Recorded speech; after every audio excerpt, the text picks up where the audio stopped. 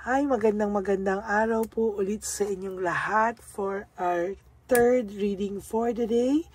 I hope this will not be my last reading for today. Sana mabigyan ko pa kayo tonight ng fourth and bonus reading, no?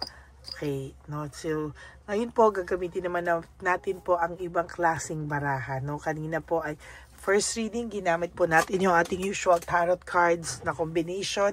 Second reading, ginamit ko po ang pinakamatanda kong baraha sa lahat. Oldest card na pamana pa sa akin ng lola ko. And now we will use this gold Tarot of Life card and itong Soul's Journey na card, no? Para makita po natin kung ano po ang mensahe sa inyo para sa third reading of the day. Okay, balasahin muna po natin ang ating baraha.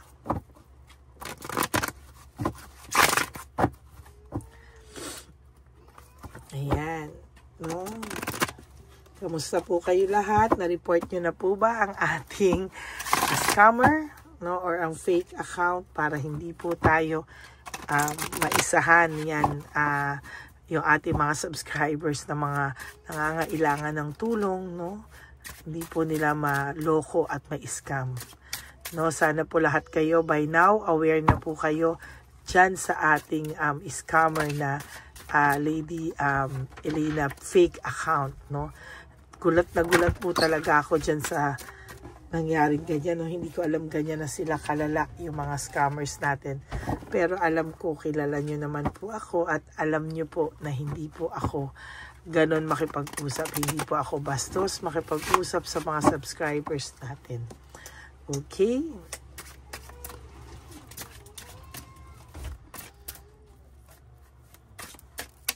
Okay, pili na po tayo ng 10. 1, 2, 3, 4, 5, 6, 7, 8, 9, and 10.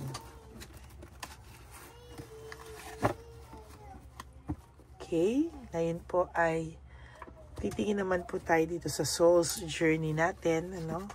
Tabi lang muna po natin ito dito.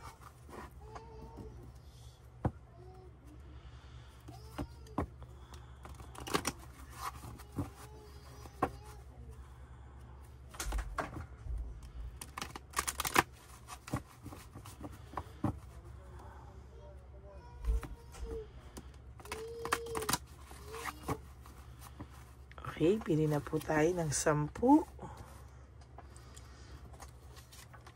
1, 2, 3, 4, 5, 6, 7, 8, 9, and 10.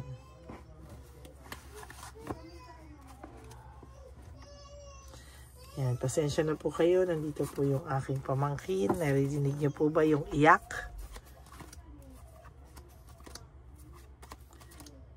Madaling araw po, umiiyak siya.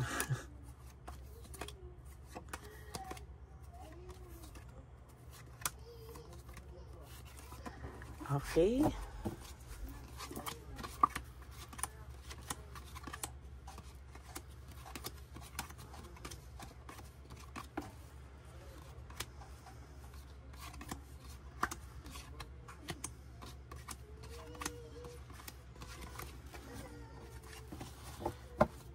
Start na po tayo.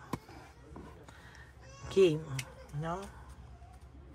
Kamusta po ba kayo? No, I'm sure sana kayo po ay nasa maayos na kalagayan ngayon, ha? Huwag po kayong malungkot, ha? Kayo po ay magiging masaya sa mga susunod na araw. Huwag po kayong malungkot. Okay, sa ngayon po ay naiisip niya po yung inyong samahan na kanya pong binaliwala, no? Sising-sisi po siya sa pagbabaliwala niya sa'yo, no?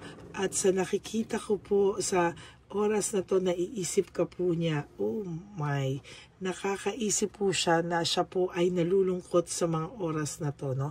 Takot po ang taong ito na mag-isa, at sa nakikita niya po at na-realize niya po, kayo daw po ang taong nagmahal sa kanya ng totoo, na hindi niya pa po pinahalagahan, ano? Talaga ngayon niya po naiisip na po na siya po ay nalulungkot, ano? Gusto niya pong alisin yung lungkot sa kanya, pero hindi niya po maalis-alis. Ang dami niya pong unresolved issues and emotional baggage, no? Sa nakikita ko po ngayon, grabe po yung pinagdadaanan niya na hindi niya po pag umaga pa lang po, pagising niya, nandiyan yung emotional baggage niya, yung dala-dala niya po, no? Yung hindi niya po alam bakit po siya nakakaramdam ng ganyan, no? Ano ba yung emotional baggage na yan sa kanya? Bakit siya, pagising niya pa lang, aligagana siya, aborido na siya? Ano, bakit daw po ba? Oh, because of guilt, no? May guilt siyang hindi niya po ma-release, no? Para po mawala yan sana, kailangan niya pong i-release yung guilt na yan para po magkaroon siya ng growth sa kanyang pagkatao, o ma-release niya ito. Kasi the more na hindi niya ma-release yung konsensyang yan, hanggang hindi kasi siya umaamin sa iyo, at hanggang hindi po siya humihingi ng tawad, wala po, dala-dala niya po, ayan, no, emotional baggage and unresolved issues, no? Ang dami niya pong unresolved issues. Ayan. Dahil po sa heartbreak na ginawa niya sa'yo, binigay niya sa'yo, sobrang sakit po ng ginawa niya sa'yo. Talagang hindi po yan tatantanan ng guilt, no? Talagang kahit po i-deny niya to sa'yo o sa ibang tao, no? Ayan po, talagang kitang-kita po yung guilt sa kanya, no? Ikaw pa po daw kasi ang kanyang sinisi. Blame kanya for what happened, no? Alam niya po na responsibility niya yon, dapat siya po ang naging accountable for that, pero ano ang ginawa niya, no? Talaga pong sinisi ka niya, ikaw pa yung lumabas na may kasalanan dito, no? Yan ang kanyang matinding pagkakasala. Kaya ngayon po siya po ay na-anxiety, trauma, no? Sa tingin ko po talagang mahihirapan po siya hanggang hindi niya nire-release itong guilt sa iyo, no? Sa kanya, sa kanya ay hindi po siya mawawala sa ganito, sa guilt and unresolved issues, emotional baggage. Talagang maiisip niya po kayo. Nagwo-worry po siya, no? Talagang nagwo-worry po siya sa iyo. At hindi niya po alam kung ano po ang kanyang gagawin. Most of the time sa mga oras na to, siya po ay nahihirapan. Hindi niya po akalain na ganyan kabigat. Ayan, no? Siya po ang gumawa niyan sa sarili niya. Self-victimization, no? Self-victimization, siya po ang gumawa niyan. At hindi niya po akalain na magba-backfire po sa kanya lahat, no? Ayan po, nag-backfire nga po sa kanya lahat. At talagang nasaktan po itong taong na to. Ngayon po siya may regrets. Oh my God, ang ganda ng baraha. Nagkaroon po siya ngayon ng regrets. Ngayon po niya palang naiisip lahat, no, na nagkaroon siya ng regrets. Pero I think it's too late, no? Na may tower po akong nabunot eh. This is all about disaster. No, disaster po ang ginawa niya sa buhay niya. Sabi ko nga po, self-victimization, entrapment, siya po ang gumawa ng ikakapahamak niya. And I think masaklap po yan dahil bound to fail po siya. Wow, ang bigat ng barahang to. Sobrang bigat ng dinadala niya ngayon. Sobrang bigat ng barahang to, no? Talagang hindi ko maintindihan kung ano ang ita-title ko rito sa sobrang bigat ng barahang na to. Yan po, depression. Depression, sadness, loneliness. Sobra po yung depression niya sa mga araw at oras na to. Kaya nakakaramdam siya ng too much fear, no?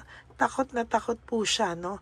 na sa mga nangyayari sa kanya ngayon, sa sobrang kayabangan niya, sa sobrang ginawa niya sa iyo, punong-puno naman po siya ngayon ng lungkot at punong-puno po siya ng takot, no?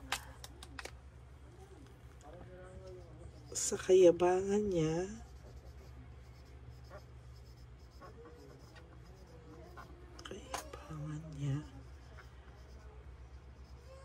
siya ngayon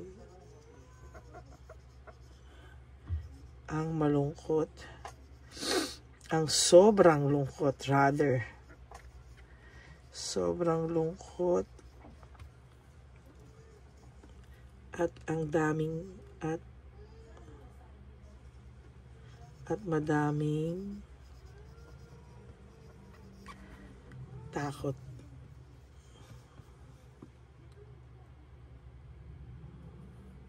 Madaming takot. Sa kayabangan niya, siya ngayon ang sobrang lungkot at madaming takot. Hindi, wag po madaming takot. Sa sobrang lungkot niya, siya ngayon ang sobrang lungkot at talagang nakakarma. Binalikan ng karma. Alam niyo po, pati yung title, ini-energy natin yan, no? Talagang hinihila natin yan. Sa kayabangan niya, siya ngayon ang sobrang lungkot at talagang binalikan ng karma. Totoo po yan. Sobrang bigat po ng barahan niya. Nagulat po ako. Ayan o, wala po siyang ginagawa, the hangman. Lack of initiative po yan, no? Wala po siyang ginagawa kahit ano pong gawin niya ngayon. Parang siya po ay hindi makakilos. Hindi po siya makakilos sa totoo lang, no? Wala siya, ayan, no? Indecisive, hindi po siya makapagdesisyon, no? Hindi siya makapagdesisyon, kaya sobrang gulo po ng kanyang pakiramdam sa ngayon. Overstress. Oh my God. Overstress po siya, oh. And burnout. Nabe-burnout na po siya sa nangyayari ngayon sa buhay niya at hindi niya po alam kung ano ang kanyang kailangan gawin. You just have to surrender. Kailangan mong isurrender lahat ito. Kailangan mong ipakita na at isurrender na tama na, no? Itanggapin mo na nakasalanan mo, tanggapin mo na lahat. Surrender. You have to surrender, no? Kailangan mong i-release yung guilt. Kailangan mo mag-say ng sorry. Yun lang ang makakapagpalaya sa iyo. Oh? Disconnected. Ayaw niya po kasing umaksyon. Disconnected. Ayaw niyang tanggapin yung kasalanan niya. Ayaw niya pa din. Nagmamatigas pa din siya, no? Ang isa lang naman po kailangan mo, no? Humingi ka po ng tawad, no? Kasi hanggang hindi ka humihingi ng tawad, talagang babalikan at babalikan ka ng karma. Mahihirapan ka po talaga kapag paninindigan mo pa yung kayabangan mo. Oh my God. That is what I am telling you. Forgiveness. Yan ang sinasabi ko. Sobrang bigat ng energy na to. Kung hindi ko po alam kung kinikilabutan din kayo, nararamdaman nyo po ngayon. But ito po, kinakausap po ako ng person mo, no? Kinakausap niya ako na ito po lahat ang nararamdaman niya. At ito din po ang sinasabi ng universe na kailangan niya pong gawin. Hanggang hindi niya po yan ginagawa, I'm sorry, hindi po siya aayos. Hindi po siya aayos, no? So yan po, napakabigat po ng third reading. I hope mapanood niyo po lahat ito, no? Very, very powerful reading at sana po mapanood niyong lahat ito. Okay, maraming salamat po sa inyong lahat. Thank you po. And for those of you who would like to have a private reading with me, make sure po nasa tama at legit kayong FB account natin, ano? Sana po ay maging maayos ang inyong paglapit, no, maging maayos po yung inyong paglapit sa akin na papunta po talaga kayo sa totoong and legit account. Pero dahil po dyan, nilagay ko po ang fake account at ang official and legit account ko. Nabigatan ako sa energy na to. Na-drain ako ng So maraming salamat po. Hanapin nyo na lang po yung legit account natin. Mag-iingat po kayo. And sa aking ever loyal, solid, and faithful Lady Elena, friends and family, no, not friends, family, mahal na mahal ko po kayong lahat. At maraming salamat po sa lahat ng protection din nyo sa akin, sa pagmamahal nyo sa akin, at pagmamalasakit nyo din po sa ating channel. Maraming salamat po sa inyong lahat. At ang lagi ko naman po laging sinasabi sa inyo, no, sa aking mga ever loyal, solid, and faithful Lady Elena family, please, favor ko na lang po sa inyo, no skipping of ads. Tulong nyo na po yan sa ating channel para mas marami pa po tayong matulungan na street lolos and lolas, no? Mga street elderly sa daan, mga pinabayaan ng anak, and etc. Natulungan po tayo dyan, okay? Maraming salamat po sa inyong lahat, and God bless you all. At ang sabi ko nga po, live one day at a time, no? Do 3 things that will make you happy for today.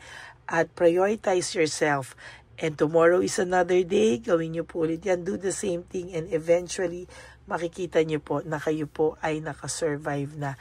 At talagang eventually, lalong gagaan sa inyo ang araw-araw. Okay? Maraming salamat po sa inyong lahat.